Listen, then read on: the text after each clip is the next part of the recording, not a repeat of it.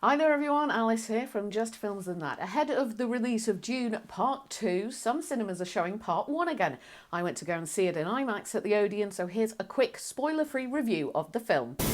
What did you see? If you weren't already aware, Dune is an action sci-fi adventure set way in the future, all about space politics and war and greed and betrayal and all those really dramatic and serious things. And there's a bit of fantasy in there as well, as some of our characters seem to possess some rather special abilities. The future, I can see it. The film is based on the book by Frank Herbert, which is part of a series and is directed by Denis Villeneuve, who claims to have read the book as a child and is generally just a massive fan of the story. And I feel like you can really tell that this is the case based on the quality of the film. I had seen the film a couple of times and was already a massive fan, but seeing it in IMAX was like seeing it for the first time.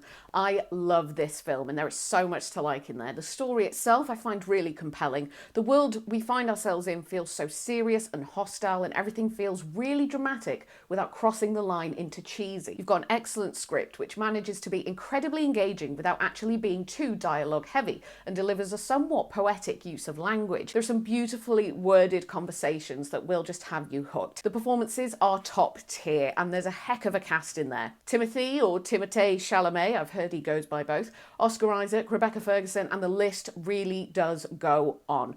Rebecca Ferguson in particular I think deserves a special mention here. She plays Jessica, who is concubine to Oscar Isaac's character Duke Leto Atreides and mother to Paul Atreides, who is our protagonist. And she has a great way of conveying how serious a situation is using her face and her body language as opposed to her words. I feel so much depth from her. You get the impression that there's so many layers to her and there's a lot of things that she's not telling us. And she and all the actors do a thorough job of dragging you into their terrifying world very convincingly and very quickly. The whole thing looks incredible. Firstly, in terms of the landscape. So the bulk of the film is set on a desert planet called Arrakis, and it is as hostile as it gets.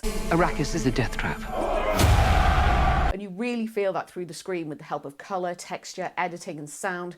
There's also a seriously impressive level of attention to detail when it comes to things like the costumes, the weapons, buildings and aircrafts, the combat, which helps to make familiar things feel really alien, and I thoroughly enjoyed this as a technique for world building. There's a real sort of experimental or avant-garde feel to the editing and some of the imagery, and instead of it feeling nonsensical or pretentious, I found it really enhanced the story and the viewing experience as a whole and contributed towards some excellent moments of tension building. And we've got Hans Zimmer providing the score, so I shouldn't have to say much more on that, but the whole soundscape of the film is ominous and imposing and at times feels both threatening and liberating at the same time. In terms of anything I didn't like, well, like I said, the main location of the film is a desert planet. Arrakis is a death trap. Where water is very difficult to come by. This means that spitting is a sign of great respect. Now, I totally understand and accept that in the world of the film, but I hated looking at it. The only other thing that is a common complaint with films that are adapted from a book, but the viewing experience is certainly enriched if you've done wider reading around the story, around the characters, or,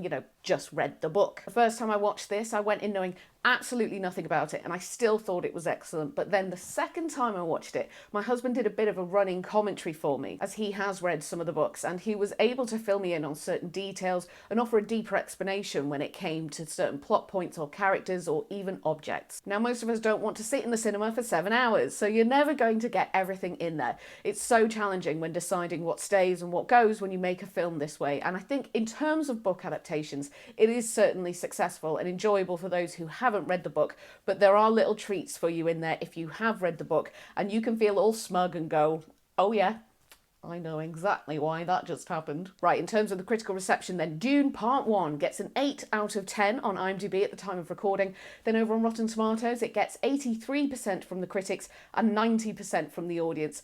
And I reckon I'm right there with that audience score, to be honest. This is probably one of my favourite films of the past decade. For me, Dune is a bit like a cross between all the best and darkest parts of Star Wars and Game of Thrones. If you're into big, dramatic, serious epics sprinkled with betrayal and grief, but also a glimmer of hope, then this might just be for you. Well, that's it from me for now, and don't forget you can catch our regular episodes about underrated and underseen films every Tuesday. Bye!